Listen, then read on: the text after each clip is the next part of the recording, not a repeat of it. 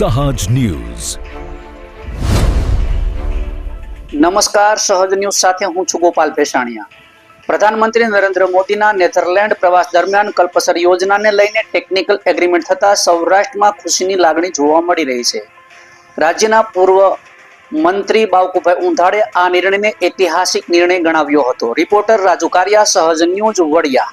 Sir, Kalpasar યોજના માટે આપ બહુ ઘણા વર્ષોથી એક તમારો ગોલ હતો, તો હાલ મોદી સાહેબે જે કલ્પસર યોજના માટે જે પ્રાયોગિક વિચાર્યું છે બાબતે તમે શું કહેશો?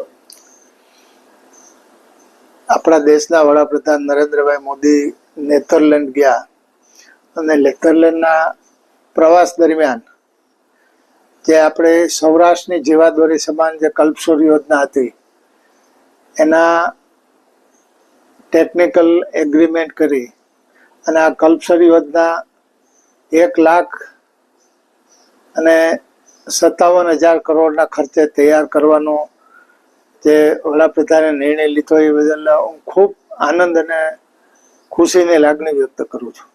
કારણ કે સૌરાષ્ટ્રમાં જે ખાસ કરીને મોટા ભાગના ગામડાઓ ખાલી થઈ રહ્યા છે, સ્થળાંતર થઈ રહ્યા છે, અને ત્યારે આ કલ્પસર યોજનાથી 10 લાખ હેક્ટર જમીનની અંદર પાણી આવશે, દુષ્કાળને કાયમી અલવિદા મળશે, 2 થી 3 પાક ખેડૂતો કરી શકે એવી આ યોજનાના સાકાર થતા ખેડૂતોને પાણી મળશે।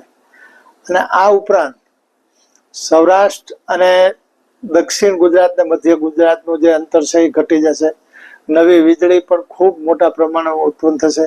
કલ્પસર યોજનામાં મીઠા પાણીનું જે સરોવર બનશે એમાં મીઠા પાણીની માછલીઓનો ઉદ્યોગ પણ મોટો થશે।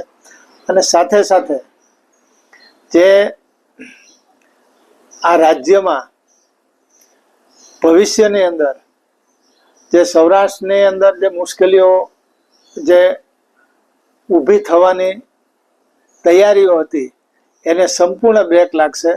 કારણ કે કલ્પસર યોજના છે જેનાથી જે સ્થળાંતર કરી ગયા છે એ લોકો પણ ખૂબ મોટી સંખ્યામાં પાછા રિટર્ન થશે। અને આ સાથે સાથે ઘણા એવા ઉદ્યોગ છે જેને પાણી જરૂર હોય તો એવા ઉદ્યોગો પણ આવશે।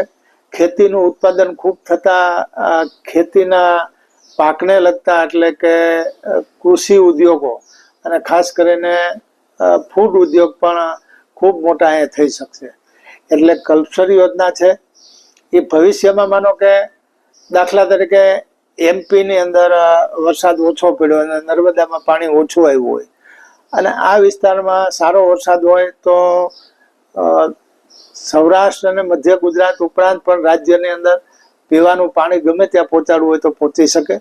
આ સાથે સાથે જે પીવાના પાણીની યોજના અને આ ઉપરાંત જે નરેન્દ્રભાઈએ સૌની યોજના કરેલી છે, નર્મદાની જે કેનાલો છે એમાં પણ આ કલ્પસરની લિંક જોઈન્ટ થઈ શકે।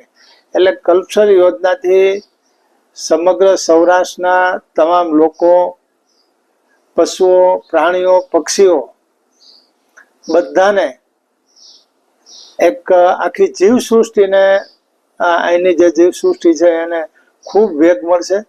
અને ખેતી અને પાણી સાથે સાથે બાગાયતી ખેતી વધશે જેને લીધે પર્યાવરણને પણ ફાયદો થશે।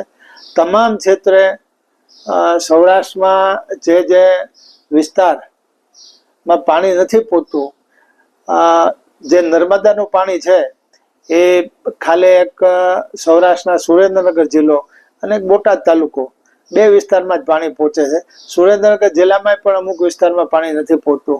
આ તમામ જગ્યાએ આ પાણી પહોંચાડવા માટેની ખૂબ સારી જ્યાં ગ્રેવિટી હશે ત્યાં ગ્રેવિટીથી, બાકી પમ્પિંગથી પાણી આપવાની આ યોજના ખૂબ સરસ આગળ વધવાની છે। એટલે મને આજે ખૂબ આનંદ અને ગૌરવ થાય છે કે દેશના વડાપ્રધાને આ યોજના માટે એમનો જે પોતાનો ડ્રીમ પ્રોજેક્ટ હતો એમ વર્ષોથી 1982થી મને પણ એમ હતું કે આપણે આ કલ્પસર યોજના ક્યારે થશે, ત્યારે નરેન્દ્રભાઈના હસ્તે આનો યશ મળવાનો હશે।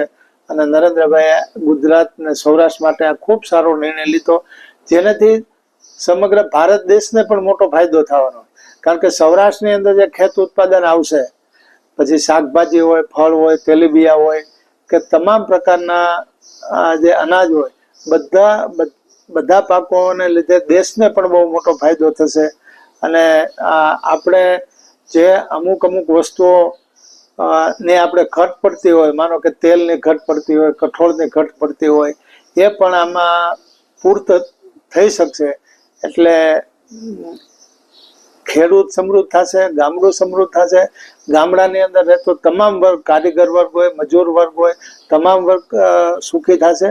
અને સાથે સાથે દેશને પણ એક ગુજરાત છે એ પોતાનું ખેત ઉત્પાદન સાથે નવા ઉદ્યોગોનું દેશ અને દુનિયાને પૂરું પાડી શકે એવી શક્તિ આખી ઊભી થશે.